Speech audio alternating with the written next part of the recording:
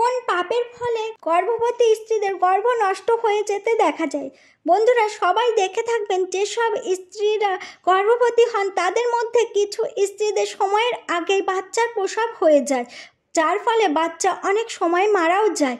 আবার অনেক স্ত্রীদের মরা বাচ্চা প্রসব হয়ে থাকে। বন্ধুরা, আজ এই ভিডিওটিতে সেই কথাই বর্ণনা করা হয়েছে যে কোন পাপের কারণে গর্ভবতী স্ত্রীদের গর্ভ নষ্ট হয়ে যায়, এছাড়াও কোন কাজগুলি গর্ভবতী স্ত্রীদের কখনোই করা উচিত নয়, যার ফলে সেই স্ত্রীদের গর্ভ নষ্ট হয়ে যাক।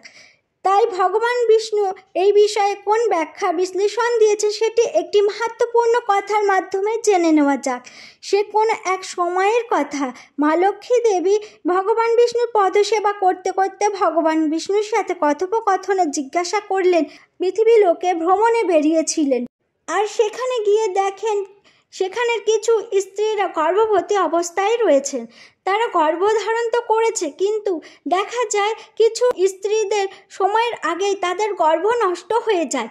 এই সব দেখে মা লক্ষ্মীর মনে কিছু প্রশ্ন জেগে ওঠে, আর সেই প্রশ্নের উত্তর জানার জন্যই তার মন বড়ই বিচলিত হয়ে রয়েছে। তখন ভগবান বিষ্ণু বলেন, দেবী তুমি নিশ্চিন্তভাবে বলো, আমি তোমার সকল প্রশ্ন শুনব ও তার উত্তর তোমাকে অবশ্যই ব্যাখ্যা করব।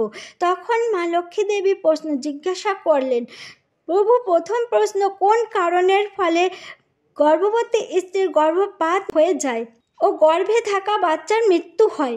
দ্বিতীয় প্রশ্নটি হলো যে কোন স্ত্রীর ভাগ্যে কোনো সন্তান থাকে না আর সে সারা জীবন নিঃসন্তান হয়ে থাকে? এবার ভগবান বিষ্ণু খুবই শান্ত মনে বলেন, দেবী তুমি এমন এক বিশেষ প্রশ্ন জিজ্ঞাসা করেছ যেটি শোভনের ফলে সমগ্র মানব জাতির কল্যাণ হবে। কিন্তু দেবী, এই প্রশ্নের উত্তর আমি সম্পূর্ণভাবে একটি সুন্দর গল্পকথার মাধ্যমেই ব্যাখ্যা করব। আর এই কথাগুলি শুধুই সমস্ত স্ত্রী নয়, বরং সমস্ত পুরুষেরও শ্রবণ করা উচিত, কারণ এই কথা শ্রবণ করলে মানবজাতি বুঝতে পারবে যে কোন অভিশাপের কারণে স্ত্রীদের গর্ভ নষ্ট হয়ে যায় আর কোন স্ত্রীদের ভাগ্যে কোন সন্তানই থাকে না ও সন্তান প্রাপ্তির জন্য স্ত্রীদের কোন নিয়ম পালন করা উচিত। এরপর লক্ষ্মী দেবী ভগবান বিষ্ণুকে বলেন, প্রভু আপনি সেই মহান মাহাত্ম্যপূর্ণ কথার বিশ্লেষণ দিন, আমি সেই কথা মন দিয়ে শ্রবণ করব, আর এই কথা শ্রবণের ফলে সমগ্র মানবজাতির কল্যাণ হবে। তখন ভগবান বিষ্ণু সেই কথা বর্ণনা করতে শুরু করলেন। এক সময়ের কথা, তখন এক নগরে একজন ধর্মবান ব্যক্তি ছিলেন। তার প্রচুর ধন সম্পদ ছিল, তার ঘরে কখনো কোনো জিনিসের অভাব ছিল না। সেই ব্যক্তির একটি কন্যা সন্তান ছিল, যার নাম ছিল লাবণ্যবতী। লাবণ্যবতী বিবাহযোগ্যা কন্যা ছিল। লাবণ্যবতীর বাবা একটি শুভ মুহূর্ত দেখে একই নগরে থাকা একজন ব্যবসায়ী পুত্রের সাথে তার বিবাহ করিয়ে দেন। তখন থেকে লাবণ্যবতী তার স্বামীর সাথে শ্বশুরবাড়িতেই থাকত। লাবণ্যবতী বড়ই খুশির সাথে তার স্বামীর ঘর করতে লাগলো এবং সে তার স্বামীকেও অনেক ভালোবাসত। লাবণ্যবতীর একটি শাশুড়ি ছিল, শাশুড়ির নাম ছিল মুকুন্দা। তিনি খুবই দুষ্ট চরিত্রের মানুষ ছিলেন। লাবণ্যবতীর বিয়ের সময় অনেক সোনা গয়নার জিনিসপত্র এনেছিল তার বাপের বাড়ি থেকে, আর সেই কারণেই মুকুন্দা তার বৌমা লাবণ্যবতীকে মিথ্যে ভালোবাসায় ভরিয়ে রাখত ও তাকে মিষ্টি মিষ্টি কথায় ভুলিয়েও রাখত। ও লাবণ্যবতীর বাপের বাড়ি থেকে কিছু না কিছু জিনিস নিয়ে আসার জন্য বলতো, আর লাবণ্যবতী তার শাশুড়ি মায়ের কথা মতো বাপের বাড়ি যেত। তার বাবাকে বলে সোনা রূপো, টাকা পয়সা, গয়নাগাটি, ঘোড়া, গরু, লোক লস্কর, আনাজপাতি, এই সমস্ত জিনিসপত্রাদি নিয়ে আসতো। তার বাবা কখনো তাকে এসবের জন্য মানাও করতো না আর সমস্ত জিনিস দিয়ে দিত। এসব দেখে লাবণ্যবতীর শাশুড়ি খুবই আনন্দিত হতো। এইভাবেই লাবণ্যবতীর শাশুড়ির মন লোভ লালসায় দিন দিন বাড়তে থাকে, আর লাবণ্যবতী বাপের বাড়ির সমস্ত জিনিস লুটে নেওয়ার কৌশল করেন, কারণ ওই ব্যক্তির কোনো পুত্র সন্তান না থাকায় সমস্ত কিছু লাবণ্যবতীর ছিল। এমনভাবে কিছুদিন কেটে যায়। এরপর একদিন লাবণ্যবতীর শাশুড়ি তাকে কথার ছলে বুঝিয়ে আবারও তাকে সমস্ত জিনিস নিয়ে আসতে বলে। কিন্তু সোজা সরল মেয়ে ছিল লাবণ্যবতী। সে এই বিষয়ে কিছুই জানতো না বা বুঝতে পারতো না যে তার শাশুড়ি ছল করে তার বাবার সমস্ত সম্পত্তি লুটে নেওয়ার চেষ্টা করছে। এদিকে লাবণ্যবতীর স্বামীও তার মায়ের কথাই মানত, তাই ওই বাড়িতে লাবণ্যবতীর শাশুড়ি যেটা আদেশ করতেন সকলে সেটাই পালন করত। তাদের বাড়িতে সব কাজকর্ম তার শাশুড়ির নির্দেশেই হতো, আর লাবণ্যবতী ও তার স্বামী দুজনে তার শাশুড়ির কথা মেনে চলতো। তাই তাদের সংসারে কখনো ঝগড়া কলহ অশান্তি ছিল না, আর সবাই হাসি খুশিভাবে মিলেমিশে থাকতো। এইভাবেই কয়েক বছর পেরিয়ে যায়, আর তারপর লাবণ্যবতী একদিন গর্ভবতী হয়। আর তার শাশুড়ি এই কথা জানতে পেরে প্রচণ্ড আনন্দিত হন ও লাবণ্যবতীর বাবা মাকেও এই সুখবর জানান ও সাথে বড় বড় জিনিসপত্রের দাবি করেন। লাবণ্যবতীর বাবা এই সংবাদ শুনে খুবই আনন্দে উৎফুল্ল হন। আর পরের দিনই লাবণ্যবতীর বাবা মা মিষ্টি, সোনার গয়না, মালা, চুড়ি এসব নিয়ে তার শ্বশুর বাড়িতে যান। লাবণ্যবতীও তার বাবা মাকে দেখে খুবই খুশি হয়। তারা কিছুক্ষণ লাবণ্যবতীর শ্বশুর বাড়িতে থাকেন, তারপর বাড়ি ফিরে যান। দিন দিন লাবণ্যবতীর গর্ভ বাড়তে থাকে এবং তার শাশুড়িও তাকে খুব যত্ন করতেন। সময় সময় মতো ফলমূল খাবার খাওয়াতেন ও ঘরের সব কাজকর্ম তিনিই করতেন। লাবণ্যবতীকে কোনো কাজকর্ম করতে দিতেন না, সে কেবল ঘরেতে সারাদিন বিশ্রামই করত। এমনভাবে আরও কিছুদিন কেটে যায়, আর হঠাৎই একদিন লাবণ্যবতীর গর্ভপাত হয়ে যায়। তাই দেখে তার শাশুড়ি খুবই রেগে যান আর লাবণ্যবতীকে বলেন, তুমি জীবনে এমন কোন পাপ করেছো যার কারণে জন্ম নেওয়ার আগেই তোমার বাচ্চা মরে গেল? জানি না কি দেখে ছেলেটা তোমার মতন পাপীকে বিয়ে করেছে, ছেলেটার জীবনটাই নষ্ট হয়ে গেল। লাবণ্যবতী তার শাশুড়ির এই কথা শুনে বলে, এতে তার কি দোষ? সে তো জীবনে কোনো পাপ করেনি, তবুও কেন এই সব কিছু তার সাথেই ঘটছে? তখন তার শাশুড়ি বলে ওঠে, নিশ্চয়ই তুমি জীবনে কোনো ঘোর পাপ করেছো, সেই কারণেই তোমার গর্ভপাত হয়েছে। বন্ধুরা, এরপর ভগবান শ্রী বিষ্ণু দেবী লক্ষ্মীর কাছে এই বিষয় সম্বন্ধে আরও ভালোভাবে ব্যাখ্যা দিতে শুরু করলেন। তাই লক্ষ্মী দেবীকে কথাগুলি মন দিয়ে শুনতে বললেন, কারণ এই কথার মাধ্যমেই বুঝতে পারবে যে কোন পাপের কারণে স্ত্রীদের গর্ভ নষ্ট হয়ে যায়। আর সেই ঘটনার পর থেকেই লাবণ্যবতীর শাশুড়ি তাকে সব সময় মুখ ঝামটা দিয়ে কথা শোনাতো আর তাকে দিয়ে ঘরের সমস্ত কাজ করাতো। তিনি সংসারের কোনো কাজকর্ম করতেন না। লাবণ্যবতীকে দিয়ে তার শাশুড়ি এত কাজ করাতো যে সে ঠিক সময় মতো খাবার খাওয়ারও সময় পেত না। বাড়ির প্রত্যেকের খাওয়া দাওয়া হয়ে যাওয়ার পরেই সে খাবার খেত। সে তো তার শাশুড়ির সামনে আসতেও ভয় পেত। তারপর এইভাবেই কয়েক মাস কেটে যাওয়ার পর লাবণ্যবতী দ্বিতীয়বার গর্ভবতী হয়। আর এবারেও তার স্বামী খুবই খুশি হন, কিন্তু তার শাশুড়ি তখনও রেগেছিলেন লাবণ্যবতীর ওপরে।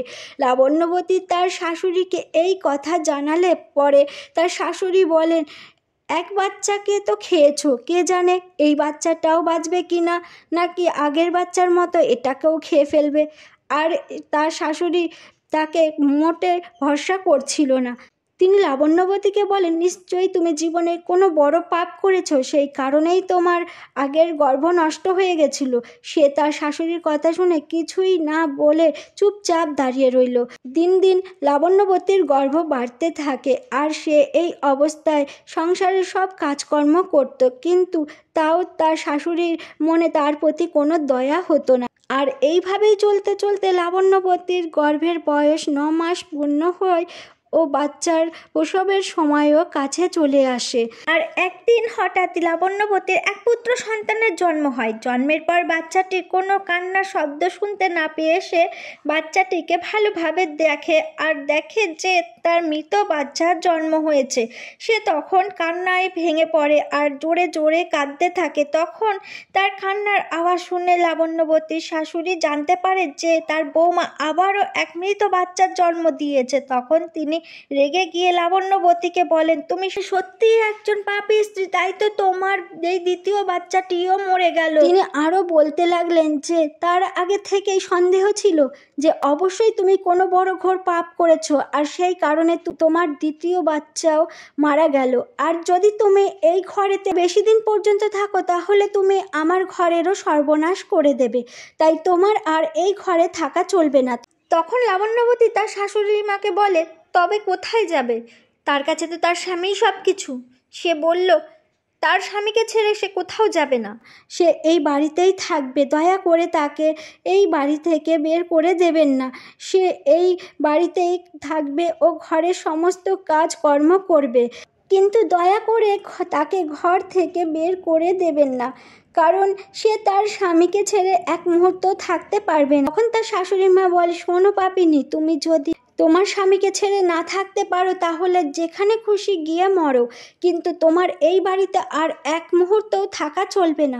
এই বলে লাবণ্যবতীকে তার শাশুড়ি ধাক্কা মেরে বাড়ি থেকে বের করে দেয়। লাবণ্যবতীকে বাড়ি থেকে বের করে দেওয়া সত্ত্বেও সে ওই ঘরের সামনেই বসে থাকে, তবুও তার শাশুড়ি ঘরের দরজা খোলেনি। সে ঘরের বাইরে বসে নিজ মনে ভাবতে থাকে যে তাকে এখন তার বাপের বাড়িতেই যেতে হবে। এই কথা ভাবতেই লাবণ্যবতী জঙ্গলের পথ দিয়ে বাপের বাড়িই যাচ্ছিল। তখনই পথে বৃষ্টি এসে পড়ে আর লাবণ্যবতী জঙ্গলের পাশে একটি গাছের নিচে এসে বসে। আর সেই সময় সেই রাস্তায় এক সাধু মহাত্মা যাচ্ছিলেন। তিনি লাবণ্যবতীকে গাছের নিচে বসে থাকতে দেখে জিজ্ঞাসা করলেন, তুমি কে মা, আর এই ঘন জঙ্গলে কি করছো? তখন লাবণ্যবতী সাধু মহাত্মাকে বলে সে একজন বড় ধনবান ব্যক্তির মেয়ে, আর তার বিয়ে হয়েছে একজন ব্যবসায়ীর সাথে। সে এখনো কোনো সন্তান লাভ করতে পারেনি।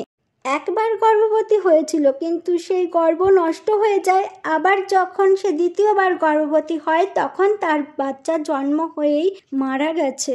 আর এই কারণের জন্যই শাশুড়ি মা তাকে বাড়ি থেকে তাড়িয়ে দিয়েছেন, তাই জন্য এই জঙ্গলে এদিক ওদিক ঘুরে বেড়াচ্ছে সে।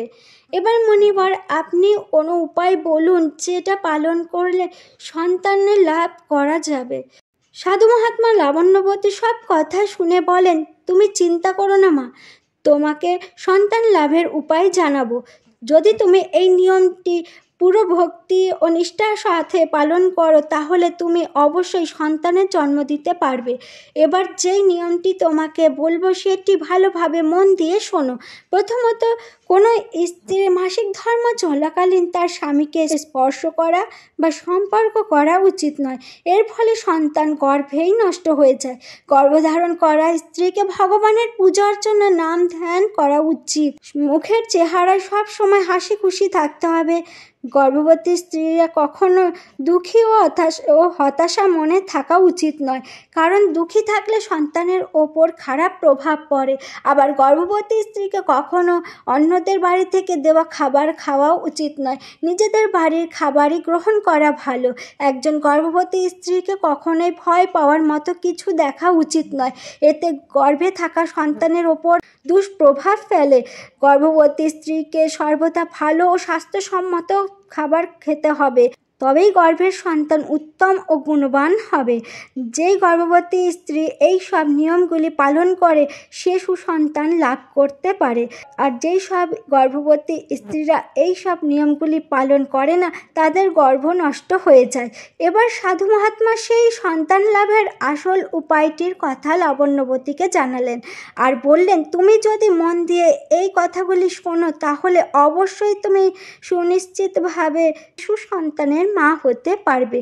সাধু মহাত্মা বলেন, স্ত্রীদের মাসিক ধর্ম চলাকালীন প্রথম 4 দিন স্বামী ও স্ত্রীকে মিলন করা উচিত নয়, এর ফলে কুপুত্রের লাভ হয়। আর পঞ্চম রাত্রিতে মিলন করলে কন্যা সন্তানের লাভ হয়। ষষ্ঠ রাত্রিতে মিলন করলে রত্নতুল্য পুত্র সন্তান লাভ হয়। সপ্তম রাত্রিতে মিলন করলে বন্ধা কন্যা সন্তান লাভ হয়। অষ্টম রাত্রিতে মিলন করলে শক্তিশালী ও পুত্র সন্তানের লাভ হয়। নবম রাত্রিতে মিলন করলে সুন্দর রূপবতী কন্যা সন্তানের লাভ হয়। আর দশম রাত্রিতে মিলন করলে বুদ্ধিমান বিদ্বান সর্বশ্রেষ্ঠ পুত্র সন্তান লাভ হয়। 11 দিনের রাত্রিতে মিলন করলে সুন্দর আচরণকারী কন্যা সন্তানের লাভ হয়। দ্বাদশ দিনের রাত্রিতে মিলন করলে গুণবান পুত্র সন্তান লাভ হয়। 13 দিনের রাত্রিতে মিলন করলে লক্ষ্মী স্বরূপা কন্যা সন্তানের লাভ হয়। আর 14 দিনের রাত্রিতে মিলন করলে গুণবান বুদ্ধিমান অর্থাৎ শক্তিশালী পুত্র সন্তান লাভ হয়। আর যদি তুমি এই নিয়মগুলিকে পালন করো তাহলে তুমিও সুসন্তান লাভ করতে পারবে।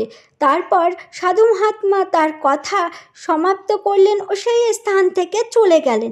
এরপর লাবণ্যবতী সাধুর কথাগুলি মনে করতে করতে বলে, যদি সাধু মহাত্মার কথা অনুযায়ী কাজ করে তাহলে সেও সুপুত্র লাভ করতে পারবে। আর তখন তার শাশুড়ি তাকে দিয়ে ঘরের কোনো কাজ করাতে পারবে না ও ঘরের প্রত্যেক সদস্য তাকে অনেক আদর সম্মান দেবে। লাবণ্যবতী এই সব কথা মনে মনে ভাবছিল। আর সেই মুহূর্তে তার স্বামী খুঁজতে খুঁজতে সেখানে চলে আসে আর লাবণ্যবতীকে বলে, তুমি এই জঙ্গলে কেন এসেছো? তোমাকে আমি নিতে এসেছি, তুমি বাড়িতে চলো। তখন লাবণ্যবতী তার স্বামীকে সেই সাধু মহাত্মার উপায়ের কথাগুলি জানায় আর বলে সে এখন বাড়িতে যাবে না যতক্ষণ না সে কোনো পুত্র সন্তানের জন্ম দিতে না পারবে। লাবণ্যবতীর কথা মতোই তার স্বামী ওই জঙ্গলে একটি কুঁড়ে ঘর বানিয়ে দুজনে থাকতে লাগলো। তারপর লাবণ্যবতীর মাসিক ধর্মের 14 দিনের রাত্রিতে তারা মিলন করার পরই লাবণ্যবতী গর্ভধারণ করে। কিন্তু তারপরও তারা সেই জঙ্গলেই থাকে। তার স্বামী জঙ্গল থেকে কাঠ কুড়িয়ে নিয়ে আসে আর সেই কাঠ জ্বালিয়ে তারা খাবার রান্না করে খেত। এমনভাবে তাদের দিন চলতে থাকে। এরপর লাবণ্যবতীর সন্তান প্রসবের দিন কাছে চলে আসে আর তার একটি উত্তম সুপুত্রের জন্ম হয়।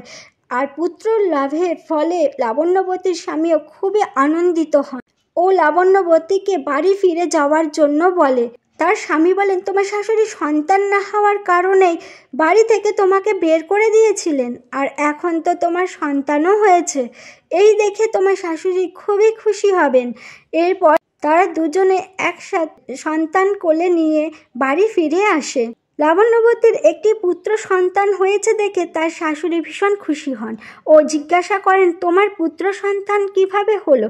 তখন লাবণ্যবতী বলে, যখন ঘর থেকে তাকে তাড়িয়ে দেওয়া হয় তখন লাবণ্যবতী এক জঙ্গলে চলে গেছিল আর সেখানে একজন জ্ঞানী সাধু পুরুষের সাথে দেখা হয়। তিনি এই পুত্র সন্তান লাভের জন্য উপায় বলে দেন আর সেই উপায় পালন করেই পুত্র সন্তানের জন্ম হয়েছে। তখন তার শাশুড়ি বলে, এর মানে ওই সাধু মহাত্মা খুবই জ্ঞানী পুরুষ, তাহলে তিনি এটাও জানেন যে কিভাবে ধনবান হওয়া যায়। এই জন্য এখন সে জঙ্গলে যাবে ও সেই সাধু মহাত্মার কাছে গিয়ে ধনবান হওয়ার উপায়ের কথা জানবে। তখন লাবণ্যবতী তার শাশুড়ি মাকে সাবধান করে বলে, না, আপনি সেখানে যাবেন না। কে জানে সেই সাধু মহাত্মা এখন সেখানে আছেন কি না আছেন। কিন্তু তার শাশুড়ি মা বলেন, না, তিনি সেখানে যাবেন আর ধনবান হওয়ার উপায় জেনে আসবেন। আর লাবণ্যবতীর শাশুড়ি তখনই কথা শেষ করে সেই জঙ্গলের দিকে রওনা হন ও জঙ্গলের ভিতরে প্রবেশ করেন। দেখা হয় এক বিশাল আকার বাঘের সাথে। বাঘকে দেখে তিনি খুবই ভয় পান, কিন্তু বাঘ তাকে দেখা মাত্রই শিকারের জন্য তৈরি হয়ে যায়। যেই না বাঘ তাকে খাওয়ার জন্য এগিয়ে আসে তখনই লাবণ্যবতীর শাশুড়ি বলে ওঠে, মহাবলী বাঘ, তুমি কেন তাকে খেতে চাইছো? আর তাকে খেয়েই বা কী লাভ হবে তোমার? তখন বাঘটি তাকে বলে, হে পাপিনী স্ত্রী, তোমার স্বভাব দুষ্ট লোকের চরিত্রের মতন।